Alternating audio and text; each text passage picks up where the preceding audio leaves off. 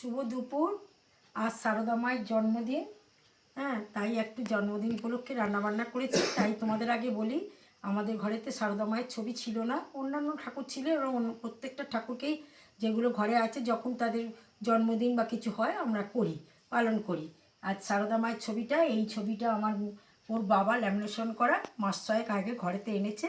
আর একটা মেয়েও দিয়েছে, মেয়েও আমাদের আমাদের এখানে একটা মঠ হয়েছে, হ্যাঁ, রামকৃষ্ণ মঠ হয়েছে, যোগা থেকে আমরা সব গেছিলাম বন্ধুরা মিলে। আমার মেয়েও আমাদের সাথে ছিল। একটা ছবি আমাকে কিনে দিয়েছিল সারদা মা, আর একটা ছোট্ট সারদা মায়ের ছোট্ট ছবি আমার সেজোজা আমাকে দিয়েছিল। সেইগুলো ছাড়াও এইটা তোমাদের কাকু এনে দিয়েছে মাস ছয়েক আগে। তোমার কাকুই কালকে বললো যে সব সব ঠাকুরকে খেতে দিচ্ছ, সারদা মায়ের কাল জন্মদিন, একটু খেতে দেবে না? ঠিক আছে, কি রান্না করবো বলো? তাই তোমার কাকু আজকে আমাকে এই বলেছে কি কি রান্না করেছি, পান্তুয়া বাদ দিয়ে আজকে সব নিজের হাতে ঘরে তৈরি করা। আর এই মিষ্টিগুলো বাদ দাও। এই যে ঠাকুরকে দিয়েছি, এই 5 ফল দিয়েছি।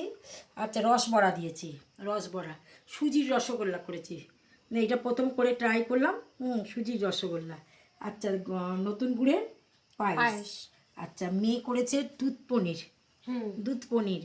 এটা হচ্ছে সরু চাকলি, মুগ ডাল, বিউলির ডাল আর চাল দিয়ে।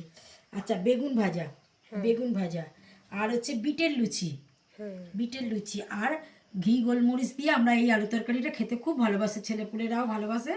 এটা ভীষণ পছন্দের। আর আলুর দম আজকে আর করিনি, ওইটা ঘি গোলমরিচ দিয়ে একদম তরকারিটা করেছি। আর তোমার কাকু এই যে এইসব মিষ্টি টিষ্টি এনে দিয়েছে, আর এই মোরব্বা আরও বেশি অনেক এনেছে। আমাদের কেক টেক তৈরি হবে অনেক, শীতকাল তৈরি করবে আমার মেয়ে, সব করে তোমাদের দেখাবো। আজকের আমি এই সমস্ত রান্নাবান্না আয়োজন করেছি। আমার এই রান্নাবান্না, আমার সারদা মাকে যদি তোমাদের পছন্দ হয়ে থাকে তাহলে একটা লাইক করে দিও, একটা সাবস্ক্রাইব করে দিও। নমস্কার।